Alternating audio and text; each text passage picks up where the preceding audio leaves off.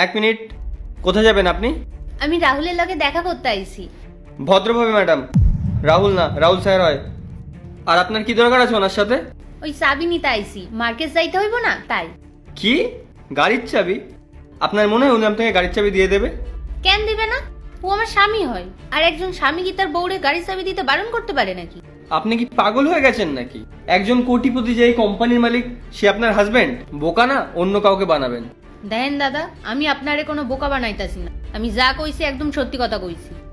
আপনি না হয় এক কাজ করেন, হয় আমারে ভেতরে যাইতে দেন, না হলে রাহুল এখানে ডাকেন। আমার কাছে ফোন নাই, নইলে আমি ফোন কইরা ডাকতাম। এই শোন, অনেকক্ষণ ধরে না তোর নাটক দেখছি, তুই আগে গেট থেকে সরে দাঁড়া। আপনি আমারে তুই তুকারি করতেছেন কেন? ভদ্রভাবে কথা কন, না হলে এমন না হয় যেন আপনার চাকরিটাই আর থাকলো না। আচ্ছা, তুই আমাকে চাকরি থেকে বার করবি? এক মিনিট দাঁড়া। ম্যাডাম, একটু এদিকে আসুন তো। স্যার, আমি আপনাকে একটু পরে কল করছি।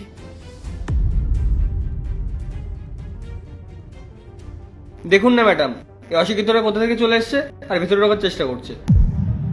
এই যে অশিক্ষিত ম্যাডাম, কি সমস্যা আপনার? আমার কিছু দরকার আছে, এর লেগা রাহুলের সাথে দেখা করতে হইব। ও আমার স্বামী হয়। কি? রাহুল স্যার আপনার হাজবেন্ড? আমার মনে হয় আপনার মাথা ঠিক নেই। আপনি আদৌ জানেন রাহুল স্যার কে? উনি এই এত বড় কোম্পানির মালিক। ওনার যে ওয়াইফ হবে না, সে মডার্ন হবে, স্ট্যান্ডার্ড হবে, তার ভালো ড্রেসিং সেন্সও থাকবে। এই আপনার মতো গ্রামের গাইয়া হবে না যে 150 টাকা দামের শাড়ি পরে ঘুরে বেড়াবে। দেখেন ম্যাডাম, ভদ্রভাবে কথা কন। আর যদি আমার কথা আপনার বিশ্বাস না হয়, তাহলে রাহুলের রাখেন, তখন এমনি বিশ্বাস হইব। এই শুনুন, আমাদের কাছেও তো ফালতু সময় নেই যে আপনার মতন মহিলার কথা শুনে আমাদের ওনারকে ডিস্টার্ব করব।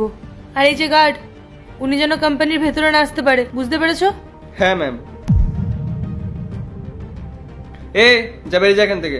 আমি আবারও কইতাছি, ভদ্রভাবে কথা কন। আর যদি এতই ক্ষমতা থাকে, তাহলে আমারে আটকায় দেখান। সর বলছে এখান থেকে। ভালোই ভালোই বলছে এখান থেকে চলে যা। তুই যদি স্যারের ওয়াইফ হতিস না, তাহলে তোকে দেখেই বোঝা যেত এই গায়ে আমার শাড়ি পরে আসতিস না। আপনারা দুজন না অনেক বড় ভুল করতেছেন।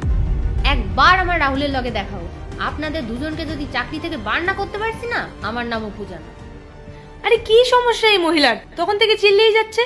আমি নিজে এবার স্যারের কাছে যাচ্ছি, জেনে আসি উনি এনাকে চেনেন কিনা, তারপর স্যারই এনাকে ঘাড় ধাক্কা দিয়ে বের করবে।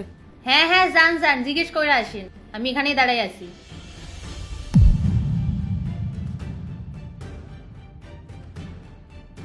স্যার, বাইরে একজন অশিক্ষিত মহিলা দাঁড়িয়ে আছে। উনি অনেকক্ষণ ধরে ফালতু বকে যাচ্ছেন। কত অপমান করলাম ওনাকে, তাও উনি এখান থেকে যাচ্ছেন না, আর বারবার শুধু বলছে উনি নাকি আপনার ওয়াইফ। দেখুন স্যার, আপনি যদি ওনাকে চেনেন তাহলে ঠিক আছে, আর না হলে আমি ওই গার্ডকে বলছি ওনাকে ঘাড় ধাক্কা দিয়ে বের করে দিতে। কে জানে কোথা থেকে চলে আসে এইসব। আচ্ছা ঠিক আছে, দাঁড়া।